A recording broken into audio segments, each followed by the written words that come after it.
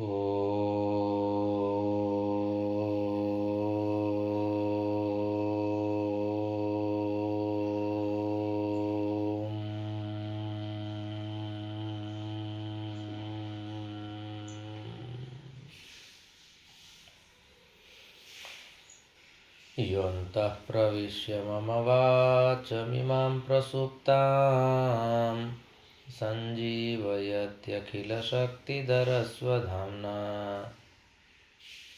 अन्यांश्च हस्तचरणश्रवणत्वगादीन् प्राणान्नमो भगवते पुरुषाय तुभ्यम् अनन्याश्चिन्तयन्तो मां ये जनाः पर्युपासते तेषां नित्याभियुक्तानां योगक्षेमं वहाम्यहम्।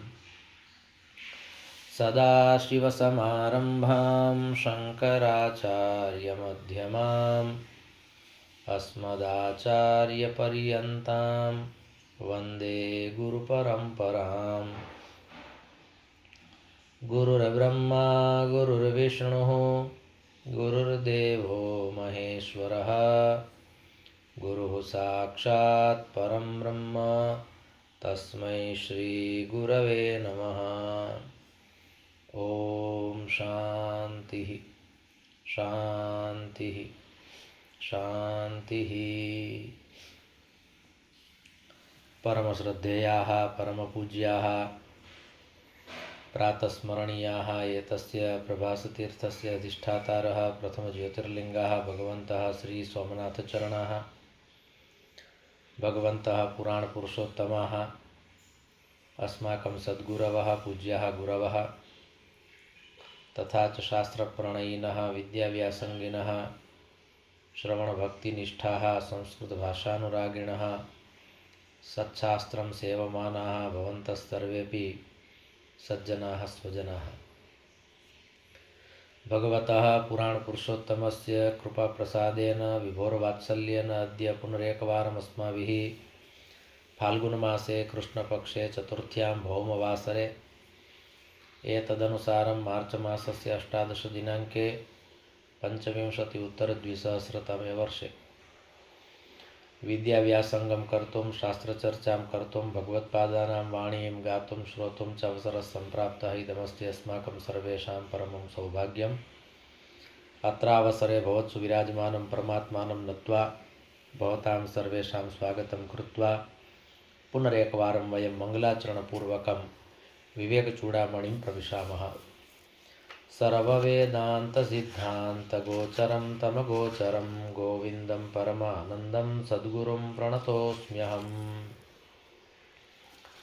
भगवत्पादाः तत्त्वमसीति महावाक्यस्य अनुभूतिं कारयन्तः सन्ति। अत्र स्वप्नावस्थायाः अनुभवः कीदृशः एवं च यदा स्वप्नावस्था पूर्णा भवति चेत् वास्तविकं जगत् स्वयमेव प्रकटितं भवति। तद्वत् ज्ञानमपि स्वतः एव प्रकटितं भवति। अत्र एकेन श्लोकेन अस्माभिः तद्ज्ञातं निद्रा कल्पितदेशकालविषयज्ञात्रादि सर्वं यथा मिथ्या तद्वदिहापि जागृति जगत् स्वाज्ञानकार्यत्वतः यस्मादेवमिदं शरीरकरणप्राणाहमाद्यप्यसत् तस्मात् तत्त्वमसि प्रशान्तममलं ब्रह्माद्वयं यत्परम्।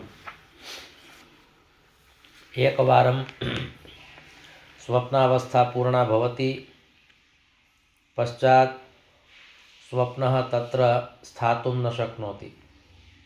यदा स्वप्नावस्था पूर्णा भवति पश्चात् स्वप्नः तत्र न तिष्ठति।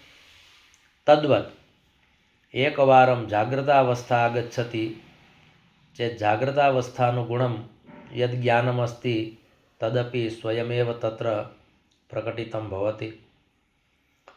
यथा यस्मिन् क्षणे अस्माकं जागृतावस्था समायाति तस्मिन् समये स्वप्नः तत्र न तिष्ठति। एकस्मिन् क्षणे एकस्याम् अवस्थायां द्वयोः समानभावः तत्र सह स्थातुं न शक्नोति। अर्थात् जाग्रतावस्था एवं च स्वप्नावस्था इत्यनयोः द्वयोः कदापि सहवासः न भवति। एकस्मिन् समये एका एव अवस्था भवति। तर्हि यदा स्वप्नावस्था पूर्णा भवति तदा जाग्रतावस्था आगच्छति। जाग्रतावस्थायां स्वप्नावस्थायाः ज्ञानं भवति, किन्तु स्वप्नावस्था अपि न भवति, स्वप्नः अपि न भवति। एवं च सा अवस्था स्वप्नावस्था आसीत् इति ज्ञानं स्वतः एव प्रकटितं भवति। तद्वत् अत्र भगवत्पादाः कथयन्ति। तद्वत्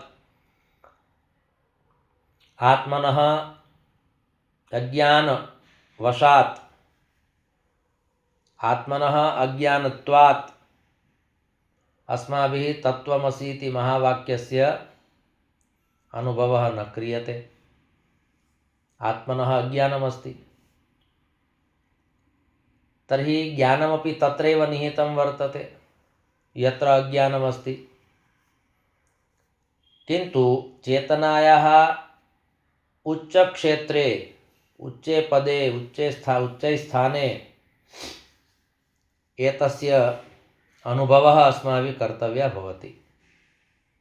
यथा जागरणं भवति, पश्चात् स्वप्नाभिमानी स्वप्नः तत्र न भवति।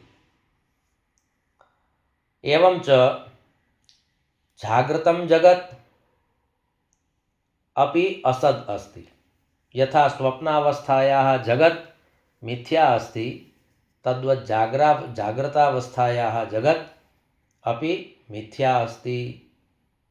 अतः देहः, उपकरणम्, इन्द्रियाणि, प्राणाः, अन्तःकरणं, तत्र च मनः, बुद्धिः, चित्तम्, अहङ्कारः, एतत् सर्वं मिथ्या अस्ति।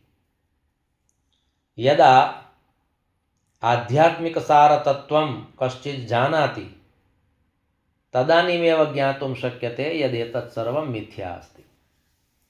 तर्हि एतद् मिथ्या अस्ति इति कदा ज्ञानं भवति? यदा आध्यात्मिकतत्त्वस्य अनुभवः भवति। आध्यात्मिकशब्दस्य अर्थः भवति आत्मनि अधितिष्ठति इति अध्यात्मम्। अर्थात् आत्मा एव केन्द्रस्थाने भवति, एवं च जीवनं जीवति स आध्यात्मिकः। मंदिरं गच्छति, शास्त्राणि पठति, ब्रह्ममुहूर्ते जागरणं, किन्तु आत्मा केन्द्रस्थाने नास्ति चेदपि सः आध्यात्मिकः इति वक्तुं न शक्यते। आत्मतत्त्वं विना यः अन्यत् किमपि न पश्यति स एव आध्यात्मिकः। शरीरस्य चिन्ता न, अस्माभिस्तु देहबुद्ध्या अपि बहु विचार्यते। तद्वत् मनः अपि कदाचित् पीडयति, बुद्धिरपि तथैव। तर्हि अत्र भगवत्पादाः कथयन्ति यत् आत्मा एव अस्माकम् आराध्यः अस्ति। इन्द्रियाणि पराण्याहुः, इन्द्रियेभ्यः परं मनः, मनसस्तु परा बुद्धिः, यो बुद्धेः परतस्तु सः इति भगवद्गीतायां यथा उक्तं वर्तते तद्वत् अत्र ज्ञातुं शक्यते यद् आत्मतत्त्वम् एव प्रधानतत्त्वं वर्तते। अतः तत्त्वमसि इति महावाक्ये यस्य चर्चा कृता वर्तते तस्याः चर्चायाः निष्कर्षः अस्ति अयम् आत्मा तदेव ब्रह्म। कदा भवति? तर्हि अस्माभिः देहाध्यासः, इन्द्रियाध्यासः, अन्तःकरणाध्यासः एतत् सर्वमपि क्रमेण शनैः त्यज्यते, पश्चात् ज्ञानं भवति, तत्पूर्वं न भवति। स्वरूपस्थितिः यदा सम्प्राप्यते तदानीम् एतद् ज्ञातुं शक्यते यद् अत्र अस्माभिः केन भावेन स्थातव्यमस्ति? तर्हि आत्मभावेन स्थातव्यमस्ति। बहवः जनाः शरीरस्य चिन्तां कुर्वन्ति, देहधर्मः नास्ति इति न, किन्तु देहधर्मः एव सर्वोपरि अस्ति इति अपि न। मनसः विचारः न कर्तव्यः एतन्न, किन्तु मनसः एव विचारः कर्तव्यः एतन्नपि न। बुद्धिः अस्ति किन्तु सा व्यवहारात्मिका वर्तते, कदाचित् व्यवहारजगति तस्याः प्रयोगः करणीयः भवति चेत् कर्तव्यः, किन्तु परमात्मनः लाभे, आत्मतत्त्वस्य लाभाय बुद्धिः नावश्यकी, मनः नावश्यकं, देहः नावश्यकः, विचारः कर्तव्यः अस्ति केवलम् आत्मतत्त्वस्य। कोऽयमात्मा तर्हि आत्मनः यल्लक्षणं प्रदत्तमस्ति, यच्चाप्नोति यदा दत्ते यच्चात्ति विषयानिह यच्चास्य संततो भावः तस्मादात्मेति कीर्त्यते इति वायुपुराणे आत्मनः लक्षणं प्रदत्तमस्ति। तद्वत् अत्र पुनः उक्तं, किमुक्तं? विचारः यदि कर्तव्यः अस्ति चेत् आत्मतत्त्वस्य विचारः कर्तव्यः। मनुष्यस्य जीवनं प्रायः देहविषयकचिन्तने एव गच्छति, शरीरदृष्ट्या एव सर्वं विचारयति, स्थूलशरीरस्येव चिन्तां करोति, पवित्रतायाः अपवित्रतायाः विषये अपि निर्णयः शरीरेण क्रियते, किन्तु तत्तु प्रथमं सोपानमस्ति। तत् त्यक्त्वा अग्रे गन्तव्यं भवति। एवञ्च तदनुसन्धाने पुनः उक्तं वर्तते, आत्मतत्त्वमेव सर्वोपरि अस्ति। मनसः अपि अधिकः विचारः न कर्तव्यः, बुद्ध्याः अपि अधिकः विचारः न कर्तव्यः, एवञ्च देहस्यापि अधिकः विचारः न कर्तव्यः, आत्मतत्त्वस्य विचारः कर्तव्यः। अस्माकं शरीरे यः आत्मा अस्ति स आत्मा एव चिरं तिष्ठति, तस्यैव प्राधान्यम् अस्ति। आत्मनः बाहुल्यं वर्तते। यत् तत्त्वं ज्ञेयमस्ति भारतीयपरम्परायां यस्य तत्त्वस्य सर्वाधिका चर्चा कृता वर्तते अध्यात्मग्रन्थेषु चेत् तदस्ति आत्मतत्त्वम्। आत्मतत्त्वं विना अन्यद् न चिन्तनीयं, चिन्ता न कर्तव्या। चिन्तनस्य विषयः अस्ति आत्मा, चिन्तायाः विषयः अस्ति देहः, मनः, बुद्धिः, इन्द्रियाणि। एवं प्रकारेण संसारः, चिन्तायाः विषयः संसारः, किन्तु चिन्तनस्य विषयः आत्मा। तर्हि एकस्य आत्मनः विचारः कर्तव्यः। मनुष्यः शरीरदृष्ट्या एव सर्वाधिकं विचारयति, किन्तु देहः एकं साधनमस्ति, देहः साध्यः नास्ति, किन्तु देहे स्थितः आत्मा साध्यः अस्ति, साधयितुं योग्यः साध्यः। तर्हि अस्माभिः प्रायः साधनस्यैव चिन्ता क्रियते, साधनस्यैव चिन्तनं कुर्मः। अत्र भगवत्पादाः कथयन्ति, चिन्तनस्य विषयः अस्ति यः अस्माकं साध्यः अस्ति, अस्माकं साध्यः अस्ति आत्मा। एवं प्रकारेण तत्त्वमसि इति प्रशान्तं शुद्धं परमं ब्रह्म अद्वितीयं ब्रह्म त्वमेवासि इति भगवत्पादाः कथयन्ति। त्वमेवासि अर्थात् अहमेवास्मि। अत्र एकः निष्कर्षः निर्गच्छति। कः निष्कर्षः निर्गच्छति? अहं ब्रह्मास्मि इत्यस्य महावाक्यस्य पुनः अनुभवः कर्तव्योऽस्ति तत्त्वमसि इति महावाक्ये। अहं ब्रह्मास्मि इत्यस्यैव भावः पुनः अत्रापि दृढः कर्तव्यः तत्त्वमसि इति महावाक्ये। अहं ब्रह्मास्मि इत्यत्र विप्रतिपत्तिः नास्ति, तत्र कष्टं नानुभूयते, कारणं तत्र अर्थानुसन्धानं सरलतया भवितुमर्हति। केन प्रकारेण? तर्हि तत्र तु अहमस्मि ब्रह्मतत्त्वम् अस्ति इत्यनयोः द्वयोः सङ्गमः वर्तते। तत्त्वमसि इति महावाक्येपि या चर्चा वर्तते, यः संवादः अस्ति, या इयं चर्चा सुदीर्घा भवति, तर्हि तत्र कारणभूतः शब्दः अस्ति तत् एवं त्वम् इत्यनयोः द्वयोः एव शास्त्रार्थः वर्तते। अत्र असि इति क्रियापदे किमपि चर्चायाः आवश्यकं तत्त्वं न प्रतीयते। असि इति अस् धातु लट् लकार मध्यम पुरुष एकवचनम् इत्यस्य क्रियापदं वर्तते असि। यथा अस्मि स्वः स्मः, असि स्थः स्थः, अस्ति स्तः सन्ति। तर्हि एवं प्रकारेण यानि रूपाणि सन्ति अस् धातोः, तत्र मध्यमपुरुष एकवचनस्य क्रियापदमस्ति असि। तर्हि अत्र एवं प्रकारेण उक्तं वर्तते यत् ब्रह्म त्वमेवासि, परमं त्वमेवासि, शुद्धं त्वमेवासि, प्रशान्तं त्वमेवासि। एवं प्रकारेण भगवत्पादाः मध्ये मध्ये या अस्माकं वास्तविकी स्थितिः अस्ति तस्याः स्थितेः बोधं कारयति, तां स्थितिं स्मारयति। मध्ये मध्ये स्मारणीयं भवति एतत् सर्वम्। अस्माभिः आदीनं कस्य चिन्तनं कर्तव्यं तस्य विचारः अस्माभिः प्रातःकाले क्रियते। किमर्थम् इयं चर्चा प्रातःकाले?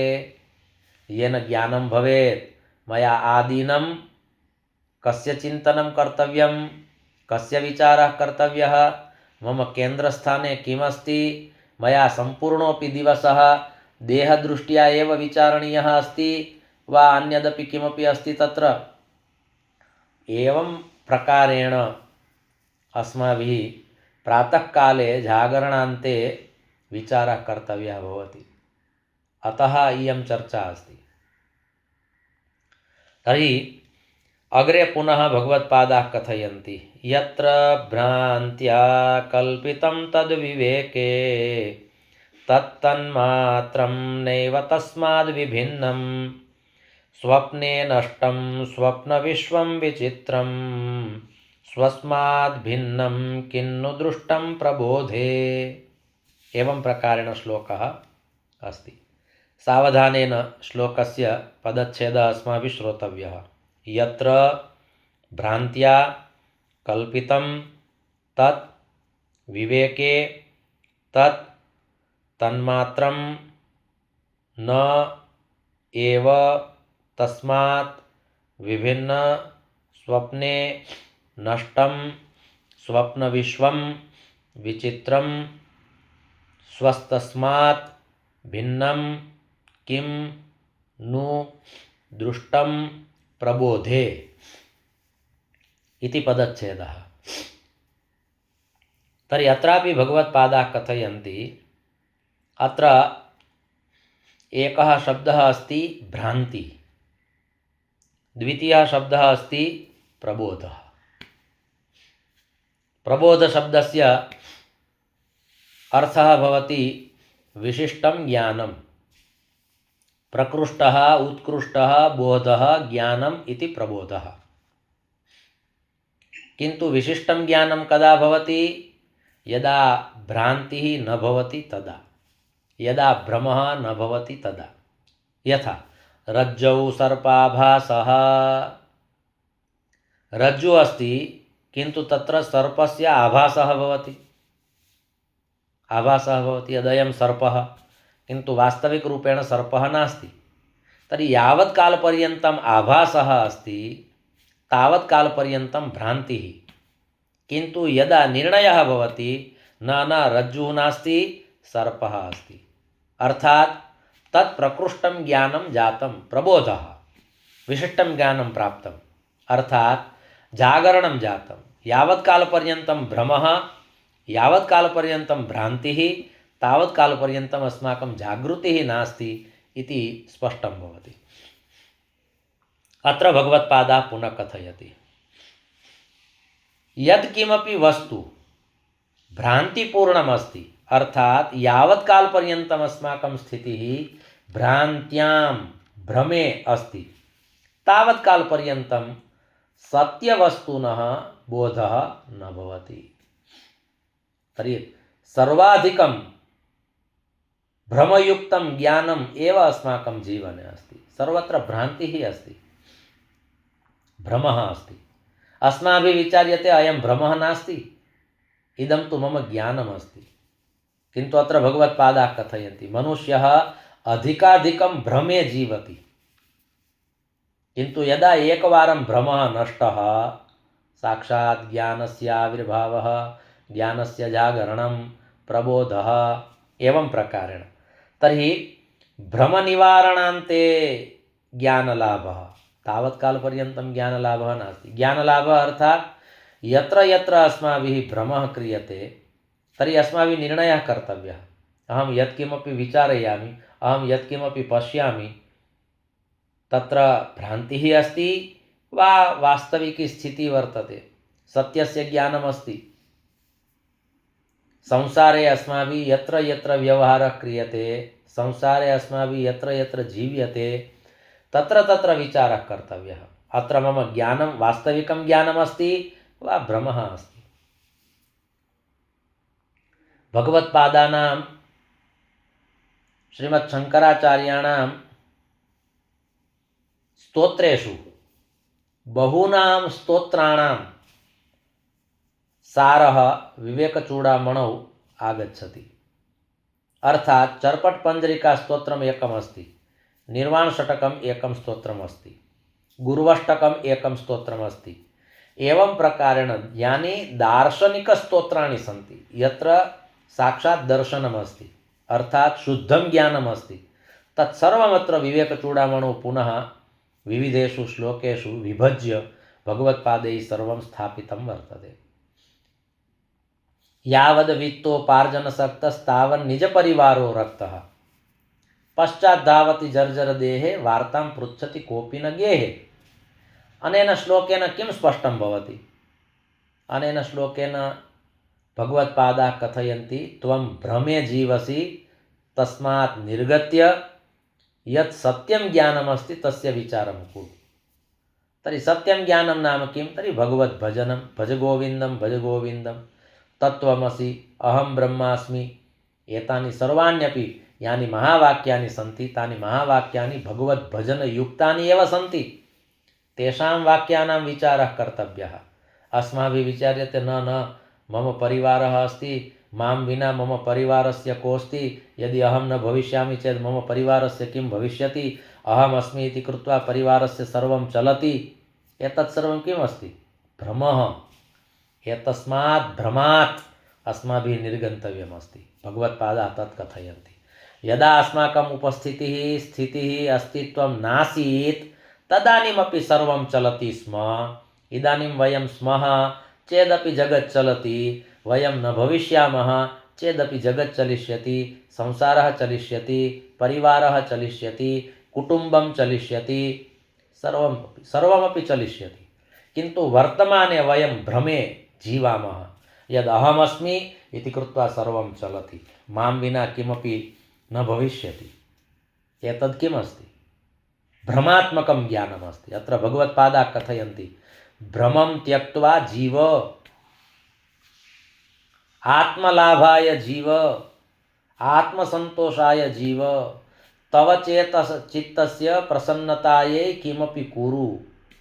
कारणं त्वया तस्मै किमपि कथनीयमस्ति, त्वया तस्मै किमपि देयमस्ति। तस्मै नाम कस्मै? आत्मने, आत्मलाभाय। आत्मलाभः परं पुंसां।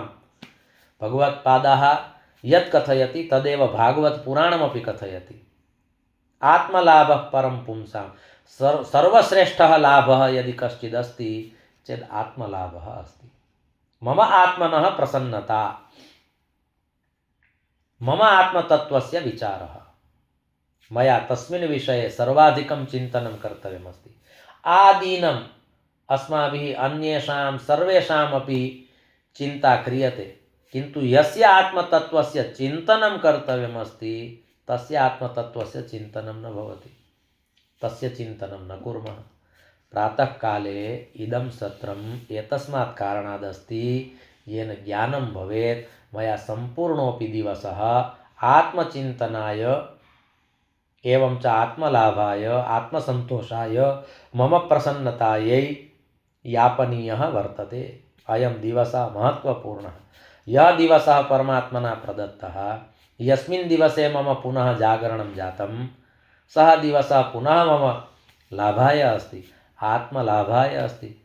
मया भ्रमाः त्याज्याः, भ्रान्तिः त्याज्या, एवं च आत्मचिन्तनाय कश्चित् समयः देयः।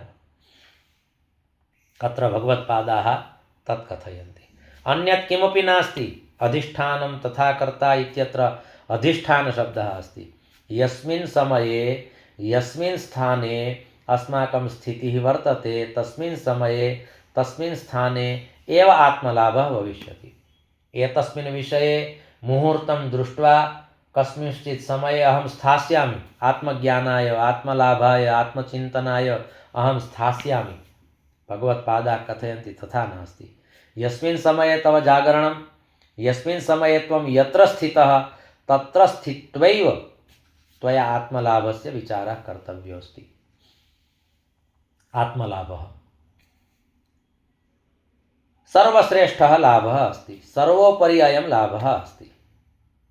यथा उक्तं वर्तते, चित्ते प्रसन्ने भुवनं प्रसन्नं, चित्ते विषण्णे भुवनं विषण्णम्, अतोऽभिलाषो यदि ते सुखे स्यात् चित्तप्रसादे प्रथमं यतस्व।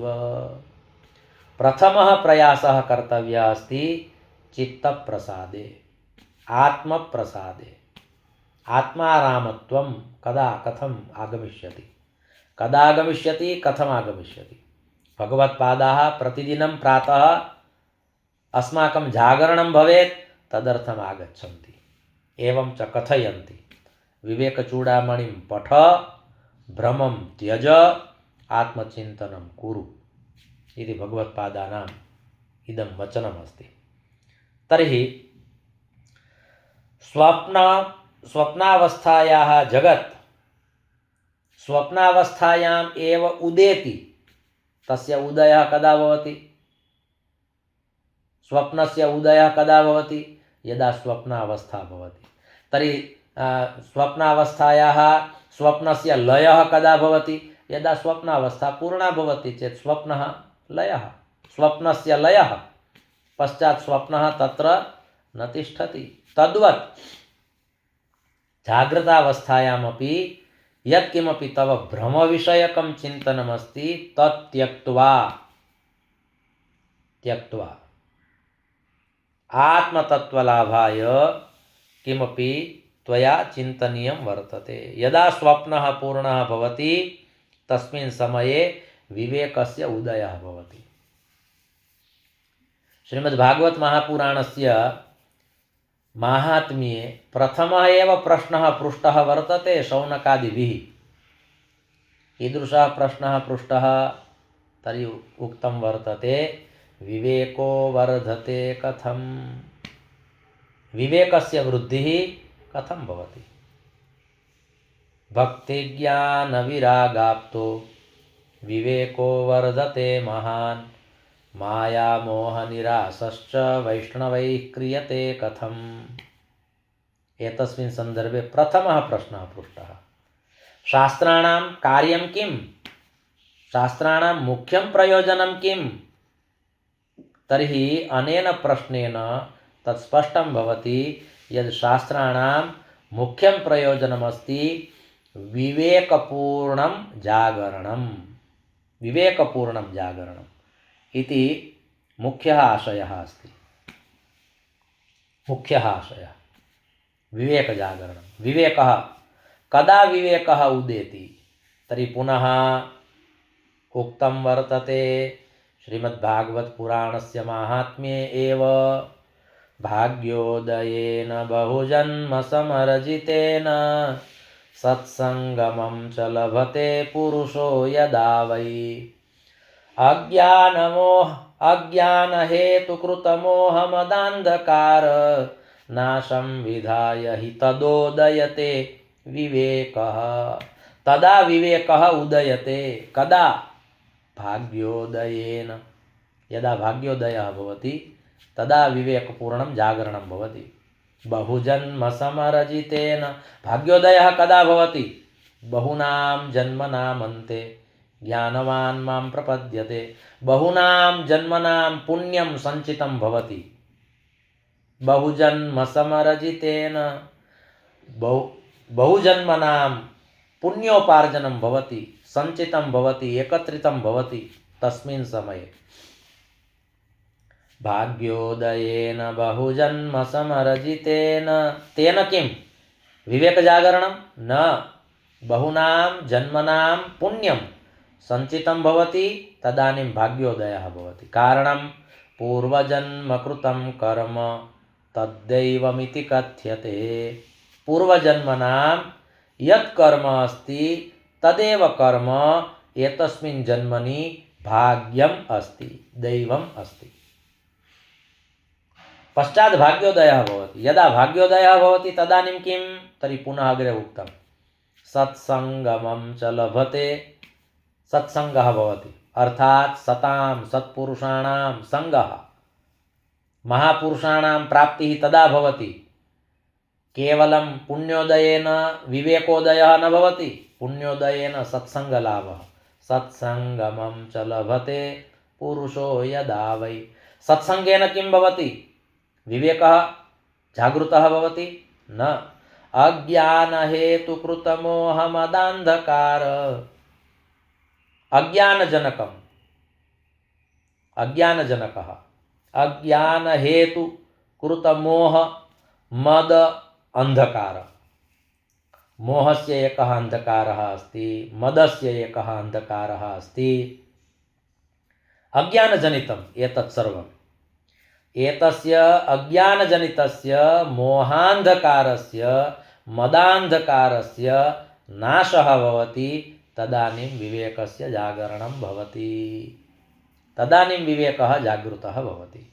अतः अत्र एतस्मिन् श्लोके महात्म्ये पुनः उक्तं, प्रारम्भे उक्तं विवेको वर्धते कथं वा विवेको वर्धते महान्। तस्य उत्तरम् अन्तभागे प्रदत्तः। उत्तरम् अन्ते अस्ति, प्रश्नः आदौ अस्ति। किन्तु यदि जागरणम् अस्ति, अस्माकं जागृतिः अस्ति शास्त्राध्ययनावसरे, चेत् ज्ञातुं शक्यते यद् अत्र यः प्रश्नः पृष्टः एतस्य प्रश्नस्य उत्तरं तु तत्र अस्ति। एतस्मिन् अध्याये यः प्रश्नः पृष्टः तस्य अध्यायस्य उत्तरं तु बहु पृष्ठे अस्ति, अन्ते अस्ति। कदा ज्ञानं भवति? यदा विवेकपूर्णं जागरणम् अस्ति, तदानीं ज्ञातुं शक्यते ओ मया बहुभ्यः वर्षेभ्यः पूर्वं प्रश्नः पृष्टः आसीत्, किन्तु तस्य प्रश्नस्य उत्तरं तु मया अद्य अत्र सम्प्राप्तम्। किन्तु अस्माकं जागृतिः अस्ति चेत् ज्ञातुं शक्यते। अस्माभिस्तु प्रायः प्रश्नाः एव विस्मर्यन्ते, तर्हि उत्तराणां तु का कथा? अतः एकं कार्यं करणीयं भवति। एकं महत्त्वपूर्णं कार्यं ददामि। किं कार्यं? तर्हि शास्त्रेषु यत् समाधानं दत्तमस्ति तस्य चिन्ता पश्चात् कर्तव्या। किन्तु शास्त्रेषु ये प्रश्नाः पृष्टाः सन्ति तेषां प्रश्नानाम् एका आवलिः अस्माभिः सिद्धा कर्तव्या। प्रश्नावली। कीदृशाः प्रश्नाः भवन्ति शास्त्रेषु? उदाहरणार्थं कथयामि। किं श्रेयः शास्त्रसारः कः स्वावतारप्रयोजनं किं कर्म केवताराश्च धर्मः कं शरणं गतः। श्रीमद्भागवत महापुराणस्य प्रथमस्कन्धस्य प्रथमाध्यायस्य एते 6 प्रश्नाः सन्ति। तर्हि शास्त्रेषु कीदृशाः प्रश्नाः पृष्टाः सन्ति तेषां प्रश्नानाम् एकवारं ज्ञानम् आवश्यकम्। ओ एतादृशाः प्रश्नाः प्रष्टव्याः भवति। अस्माभिस्तु बहु विचित्राः प्रश्नाः क्रियन्ते, तथा न। किं श्रेयः? श्रेयः किं? मम आत्मकल्याणं कुत्र अस्ति तत् कथयतु। राजा परीक्षित् पृच्छति। किं स्मर्तव्यं, किं जाप्यं, कः भजनीयः, एतस्मिन् सन्दर्भे सः पृच्छति। मम आत्मलाभः कुत्र अस्ति, एतस्मिन् सन्दर्भे पृच्छति। प्रश्नाः कीदृशाः प्रष्टव्याः तद् ज्ञानमपि आवश्यकं। पश्चात् शास्त्रेषु यत् समाधानं दत्तमस्ति गुरूणां यः उपदेशः अस्ति तत्सर्वं तु बहु पृष्ठे आगच्छति। आदौ प्रश्नानां ज्ञानम् आवश्यकम्। अतः यत्र यत्र यस्य यस्य शास्त्रस्य अध्ययनं क्रियते तस्मिन् तस्मिन् शास्त्रे कीदृशाः प्रश्नाः पृष्टाः सन्ति तेषां प्रश्नानाम् एकः समूहः, प्रश्नावली। किं श्रेयः, शास्त्रसारः कः, द्वितीयः प्रश्नः। स्वावतारप्रयोजनं, भगवतः आविर्भावः भवति चेत् प्रयोजनं किम्? अहमपि भूतले आगतवान् अस्मि, मम आगमनस्य प्रयोजनं किम्? केवलम् अटनाय, भ्रमणाय, परिवारस्य पोषणाय एव अहमस्मि? अहं न भविष्यामि चेदपि परिवारस्य पोषणं तु भविष्यति, कारणं सः सर्वं करोति। योगक्षेमं वहाम्यहम् इति सः वदति चेत् सः एव सर्वं करोति। किन्तु मम आगमनस्य प्रयोजनं किम्? किमर्थं परमात्मना अहं प्रेषितः? एतस्मिन् सन्दर्भे विचारः कर्तव्यः। एवमेव आगतः, एवमेव गतः, पुनरपि जननं, पुनरपि मरणं, पुनरपि जननी जठरे शयनम्, एतदेव कर्तव्यमस्ति। एतस्मिन्नेव चक्रे अस्माकं यात्रा भविष्यति। न केनचिद् विशिष्टेन कार्येण परमात्मना अहं प्रेषितः अस्मि। अहम् आगतः इति न, परमात्मना प्रेषितः। तर्हि किमपि विशिष्टं कृत्वा, समाधानं दत्वा, शास्त्राणि अधीत्य, आत्मलाभं प्राप्य, तत्त्वमसि इति महावाक्यस्य बोधं प्राप्य अस्माभिः अग्रे यात्रा कर्तव्या वर्तते। तर्हि एवं प्रकारेण प्रश्नानां समूहः शास्त्रेषु राज्ञा परीक्षिता कीदृशाः प्रश्नाः पृष्टाः, केवलं प्रश्नानामेव अभ्यासः। उत्तरस्य तु पश्चात् चर्चा आगच्छति, उत्तरस्य न समाधानस्य। उत्तरे एवं च समाधाने भेदः अस्ति। उत्तरे कदाचित् पुनः प्रश्नः भवति, समाधाने प्रश्नाः न भवन्ति। तर्हि एवं प्रकारेण अत्र अस्माभिः एतद् ज्ञेयमस्ति यद् भगवत्पादाः जागृतावस्थायां यस्य आत्मतत्त्वस्य चिन्तनं कर्तव्यमस्ति तेन चिन्तनेन दिवसः यापनीयः इति न, जीवनं यापनीयम् इति भगवत्पादाः अत्र कथयन्ति। अस्तु, क्रमेण वयम् एतस्मिन् सन्दर्भे चर्चां विधास्यामः। पुनः अत्र कालः पूर्णतां गच्छति इति कृत्वा द्वाभ्यां श्लोकाभ्यां सत्रमिदमस्माभिः भगवच्चरणयोः समर्प्यते। धर्मस्य विजयो भूयात् अधर्मस्य पराभवः, प्राणिनां चैव सद्भावः भूयाद् विश्वस्य मङ्गलं। सर्वे भवन्तु सुखिनः, सर्वे सन्तु निरामयाः, सर्वे भद्राणि पश्यन्तु, मा कश्चित् दुःखभाग् भवेत्। ॐ शान्तिः शान्तिः शान्तिः। ॐ